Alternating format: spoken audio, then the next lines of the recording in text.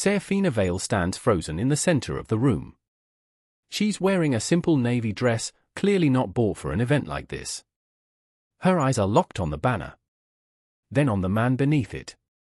Ashton Blackwell, in a perfectly tailored black suit, shaking hands, laughing with senators and investors, hasn't seen her yet. Seraphina, barely a whisper, Grayson? A woman beside her follows her gaze. Guest woman, oh, you know Ashton Blackwell. He owns half the residential real estate on the East Coast. Harborview Residencies, Meridian Tower, all of it. The man is worth billions. Seraphina's face doesn't move. Her champagne glass tilts slightly in her hand. Guest woman, are you all right, honey? You look like you've seen a ghost. Across the room, Ashton turns. Their eyes meet. His face goes white. Seraphina sets her glass down, very carefully, and walks out. Smash cut to black. Title card, 3 months earlier. Scene 2, Ashton's penthouse private office. Day. A vast, silent office. Floor-to-ceiling glass. The city far below. Ashton Blackwell, early 40s, handsome in a tired way, sits at his desk reading a report without reading it. His assistant, Marcus, enters. Marcus, Miss Hargrove is here for the 3 o'clock. She brought you flowers. Again. Ashton, not looking up, tell her I'm in a call. Marcus, you're not in a call. Ashton, then tell her I'm becoming one. Marcus hesitates. Marcus, sir, she's been here 4 times this month. Ashton, Marcus. Does she know a single thing about me that isn't on Wikipedia? Marcus pauses. Thinks. Marcus, no, sir. Ashton, then we're done here. Marcus leaves. Ashton stands, walks to the window. Below, the city moves without him. Ashton, quietly, my father built this company with his hands. He said the right woman would love the man first and the empire second. I have 47 properties and not one person in my life who loves either one of those things in the right order. Scene 3, Patricia's home evening. Warm light. Patricia Blackwell, mid-60s, elegant, unsentimental, pours tea without being asked. Patricia, you look like a man who's winning at everything and enjoying none of it. Ashton, I'm fine, Mom. Patricia, you said that at your father's funeral too. Sets the cup down, I'm not asking how the company is. I'm asking about you. Ashton is quiet. Patricia, your grandfather worked as a janitor in the first building he ever owned. You know why? Ashton, because he liked the hours?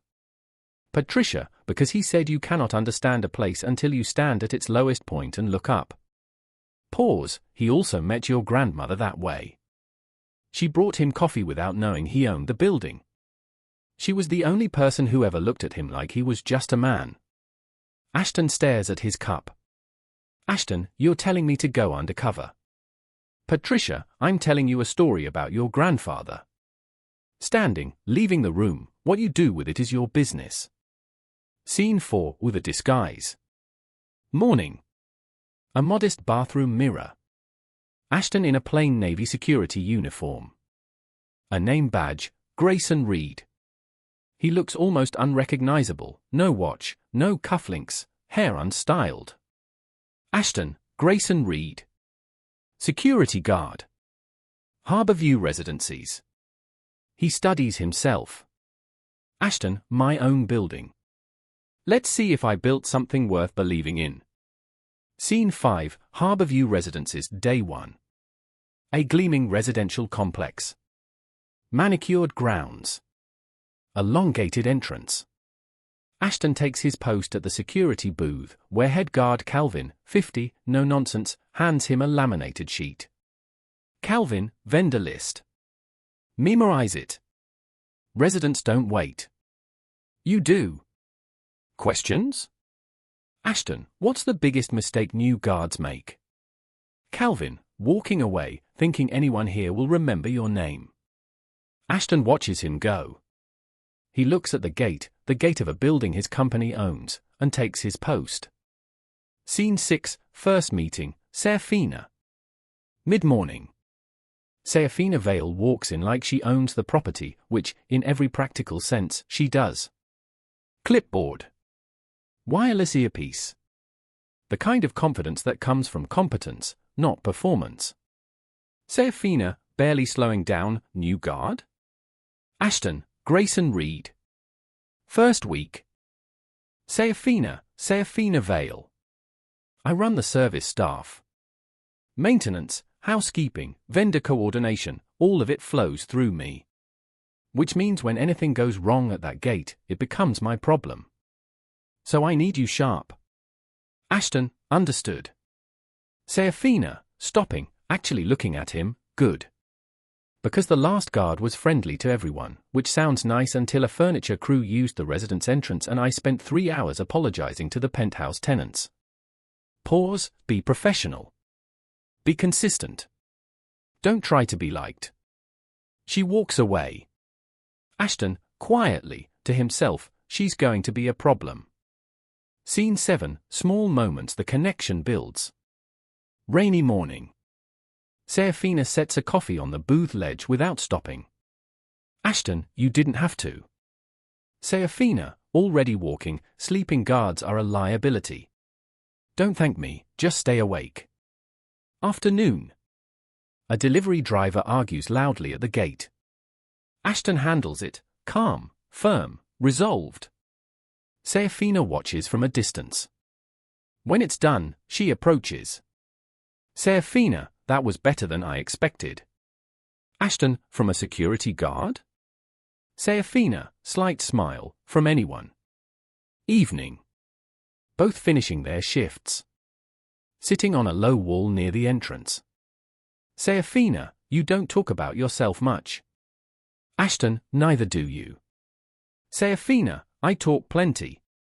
I just only say things I mean. Ashton, that's rarer than people think. She glances at him. Seraphina, you say things like that and then you go quiet. Like there's a second version of what you meant underneath. Ashton, isn't there always? She considers him for a moment. Then looks away. Seraphina, Pittsburgh. That's where I'm from, if you were going to ask. Came here for a job that dissolved. Found this one.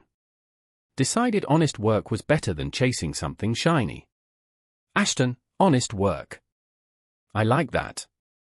Seraphina, people try to make it sound like a consolation prize. It isn't. Ashton looks at the building behind them. Ashton, no. It isn't. Scene 8, the incident with Hargrove. A sleek car rolls up. Diane Hargrove, the same woman from Ashton's office, steps out. She's a resident. Of course she is. She clocks Ashton at the gate and stops dead. Hargrove, low, dangerous, what are you doing here? Ashton, controlled, good afternoon. Can I confirm your unit number? Hargrove, don't play games with me. I know who you. Ashton, very quietly, so only she hears, I'm Grayson Reed. Security. I don't know what you think you know, but I'd appreciate your discretion. She stares at him. A long, calculating pause. Hargrove, icily, this isn't over. She walks in. Ashton exhales. That evening, Seraphina approaches him. Seraphina, Miss Hargrove complained about you to management. Ashton, I know. Seraphina, she said you were insolent. That you spoke to her strangely. Ashton, I asked for her unit number. Standard protocol. Seraphina, studying him, she's one of our most difficult residents. She's had 3 guards removed in 2 years. Pause, I told management you followed procedure correctly. Ashton, you defended me? Seraphina, I defended the protocol. Don't make it personal. She walks away. He watches her. Ashton, to himself, she defended me and called it policy. That's the most honest kindness I've ever received. Scene 9, Seraphina's burden. Break room. Seraphina sits alone, phone in hand, staring at numbers on a screen. Ashton enters, pours water, sees her face. Ashton, bad news? Seraphina, snapping the phone face down, it's nothing. Ashton, you look like someone told you the building's on fire. Long pause. Seraphina, my brother Tobias. He's trying to get into a welding certification program. It's not expensive, not in any real sense, but after my mother's prescriptions and my rent and the 12 other things that eat a paycheck before it breathes. She stops herself, I keep telling him next month. It's been for next months. Ashton, how much is the program? Seraphina, sharply, don't. Ashton, I'm just. Seraphina, I know what you're just. And I don't accept it. Not from anyone. Tobias will get there when I can do it myself. That's how we were raised. Ashton, you know, pride is worth protecting. But sometimes the people who love us suffer for it. Seraphina looks at him, hard. Seraphina, don't pretend you know my family. Ashton, I don't. I'm sorry. She picks up her phone and leaves. Ashton stands in the empty break room. Scene 10, the anonymous enrollment. That night. Ashton in his penthouse. Ashton, Marcus. I need you to anonymously wire full payment to Clearview Vocational Institute. Welding certification. Enroll at Tobias Vale, next available cohort. No name. No note. Nothing that traces back to me. Marcus, phone done by morning. Ashton hangs up. Looks at his reflection in the dark window. Ashton, she told me not to. Beat, but she also told me she couldn't watch her brother wait forever. And I heard both things. He presses his hand flat against the glass. Ashton, I'm falling in love with a woman who doesn't know my name. And I'm too afraid of what happens when she does. Scene 11, Seraphina defends him publicly and nearly loses her job. 2 weeks later. Management meeting room. Property director Wendell, 60s, by the book, sits across from Seraphina. Hargrove is also present. Wendell, Miss Hargrove has submitted a formal complaint. She says the new gate guard, Grayson Reed, has shown repeated insubordination. She's requesting his immediate removal. Hargrove, he speaks to me as though I am not a resident. As though I am not. Seraphina, with respect, I've reviewed every interaction on the access log. Grayson Reed has followed protocol without exception. Miss Hargrove has been asked for her unit number twice. That is standard for any unregistered vehicle in the drop-off lane. I'd have asked anyone the same question. Hargrove, I have lived here for 3 years. Seraphina, and in those 3 years, you've had 3 guards removed, 2 housekeeping staff reassigned, and 1 landscaping crew let go. Pause, I'm not saying that to be unkind. I'm saying that a pattern is a pattern. Silence. Wendell, to Seraphina, quietly, Ms. Vale. That was a significant thing to say to a premium resident. Seraphina, I know. Wendell, if she escalates this, I can't protect your position. Seraphina, I know that too. Wendell looks at her for a long moment.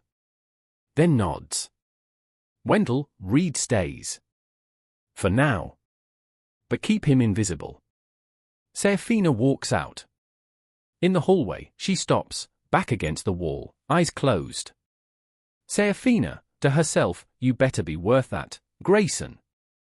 Scene 12, the night before the gala. Gate. End of shift. Quieter than usual. Ashton and Seraphina sit on the wall. Seraphina, I went to bat for you today. Ashton, I heard. Wendell told Calvin. Calvin told me. Seraphina, I want you to know it wasn't personal. It was the right call. Ashton, Seraphina. Seraphina, what? Ashton, thank you. She looks at him. Ashton, there's something I've been wanting to tell you. Something I should have told you a long time ago. But I need you to know first, everything I feel when I'm here, when I'm talking to you, that's real. Whatever else turns out to be true or not true, that part is real. Seraphina frowned slightly. Seraphina, that's a strange thing to say. Ashton, I know. I'm sorry. I needed you to know. She looks at him for a moment. Something flickers, almost warmth. Seraphina, get some sleep, Grayson. You're getting philosophical. She walks to her car. Ashton watches. Ashton, to himself, tomorrow. I'll tell her tomorrow. Scene 13, the gala and the reveal. The Harrington Grand Ballroom. The banner. The crowd. Seraphina enters in her simple navy dress, holding the anonymous ticket Wendell passed along from the grateful resident. She walks in slowly, taking it in. Then she sees the banner. Ashton Blackwell. Presenting sponsor. Blackwell Properties, Harborview Residencies, Meridian Tower, and more. Her eyes move to the man beneath it. Laughing. Shaking hands. In a suit that costs more than 6 months of her salary. Seraphina, whisper, Grayson? The woman beside her follows her gaze. Guest woman, oh. Do you know Ashton? He's extraordinary. Half the residential skyline in this city is his. Harborview alone has, wait, isn't that where you said you work? A man nearby overhears and laughs. Guest man, hold on, did you think Ashton Blackwell was working security? Laughing louder, I'm sorry, that's incredible. Like a billionaire playing dress up. Other guests nearby turn. A few smirk. One woman whispers to another. The laughter spreads, quietly, cruelly. Seraphina's face does not move. Her chin does not drop. But her eyes go somewhere far away and unreachable.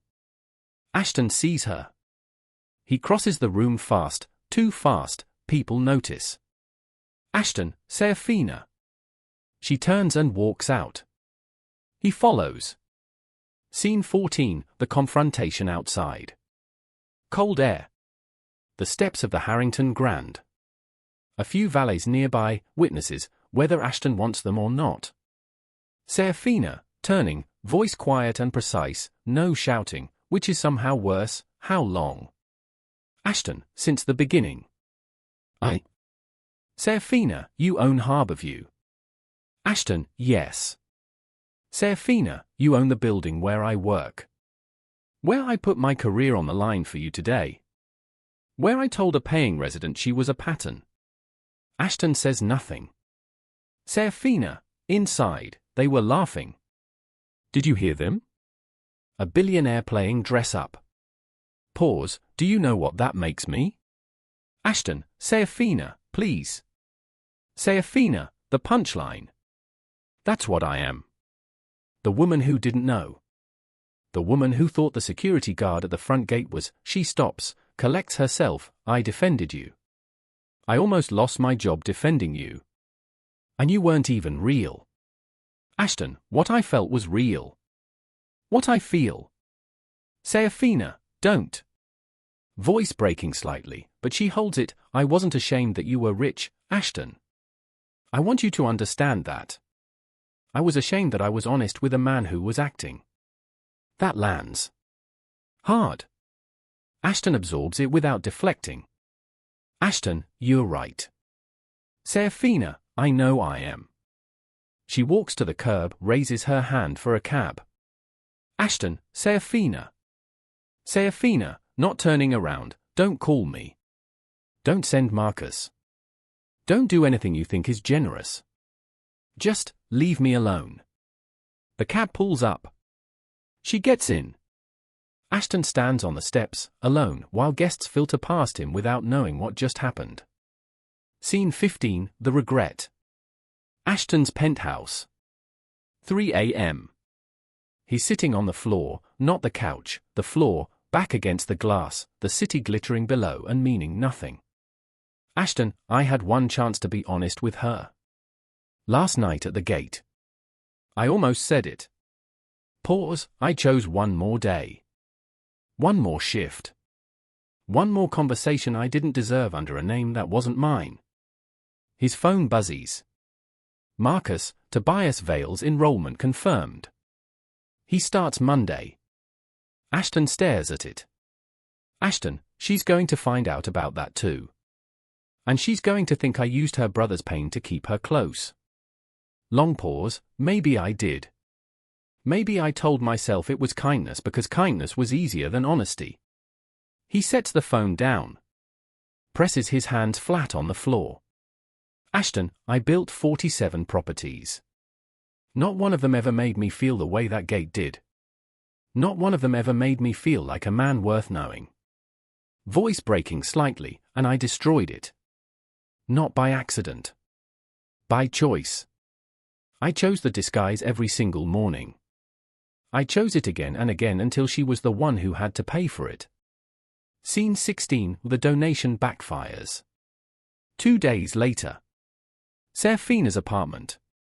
Her brother Tobias bursts in, bright, 20-something, completely unaware. Tobias, Sarah. The welding program called. Someone paid the full enrollment. Anonymous donor. They said it came from someone connected to our family and. Seraphina, going still, what? Tobias, I thought it was you, but you said you hadn't. Sarah, what's wrong? Her face changes. The pieces assemble. Seraphina, he was in the break room. The day I told you I couldn't afford it yet. He heard every word and then he. She sits down. Then stands up. Then sits again. Tobias, who? Sarah. Seraphina, quietly, to herself, he used Tobias to get to me. He heard what I was most ashamed of, the one thing I couldn't fix, and he fixed it so I'd feel indebted. So I'd feel, she stops, voice hardening, he turned my brother into a strategy. Tobias, Sarah, you don't know that. Seraphina, I don't know anything about him. That's exactly the problem. She walks to the window. Outside, the city goes on without caring. Seraphina, call them back. Tell them we're returning the payment. Tobias, Sarah. Seraphina, Tobias. Call them back. Tobias looks at her for a long moment. Then, quietly happy smiley. Tobias, is that what you actually want? Or is that pride talking? She doesn't answer. That is the answer. Scene 17, Ashton goes back to the gate. 3 days later. Morning. Harborview Residencies. The front gate. Ashton arrives, no suit, no driver, no Marcus. He's in jeans and a plain jacket. In his hand, the old Grayson Reed name tag. Calvin sees him first and stops. Calvin, Mr. Blackwell. Sir. This is, we weren't notified. Ashton, is Miss Vale in? Calvin, yes, she's doing morning rounds. Ashton, I'll wait. He stands at the gate. His gate. And he waits. 20 minutes later, Seraphina comes around the corner. She stops when she sees him. He holds up the name tag. Not as an explanation. Just as an acknowledgement. Ashton, this was where I became the man you loved. She doesn't move. Ashton, this was also where I became the man who hurt you. And I needed to come back here to say that, here, where I started lying, because saying it anywhere else felt like another performance. Seraphina looks at the name tag. Then at him. Seraphina, you had it made, didn't you? An actual badge. A real uniform. You thought it through. Ashton, yes. Seraphina, you thought through every detail of the lie and not once about what it would cost me when it ended. Ashton, yes. Pause. I've spent 3 days trying to find the version of this where I was the victim of my own loneliness. I can't find it. I was wrong. What I did to you was wrong. And I'm not here to ask for forgiveness. I'm here because you deserve to hear that from me, at the place where it started. Silence. A delivery truck pulls past. Calvin pretends to be very busy with a clipboard. Seraphina, the program for Tobias. Ashton, I heard you in the break room. I wanted to help. That's all I can tell you. I wasn't calculating, he stops, I know how it looks. And I know you have every right to believe the worst version. Seraphina, my brother wants to keep the enrollment. Ashton, that's between you and him. Seraphina, he said pride shouldn't cost him his future. Pause, he's 24. He's smarter than me sometimes. Ashton almost smiles. Doesn't. Seraphina, I'm not ready to forgive you. Ashton, I know. Seraphina, I'm not even ready to understand you. Ashton, I know that too. Seraphina, long pause, there's a diner on Clement Street. Ordinary place. Bad lighting.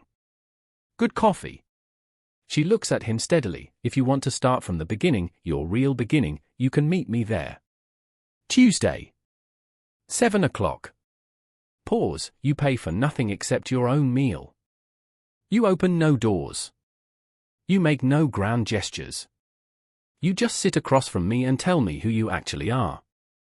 Ashton, quietly, I'll be there. Seraphina, and Ashton? Ashton, yes? Seraphina, if you're late, I'm leaving. And there won't be a third version of this. She holds his gaze for one more moment. Then she turns and walks back inside. Ashton stands at the gate. Alone. The sound of her footsteps fading behind him. Slowly, he looks down at the name tag in his hand. Grayson Reed.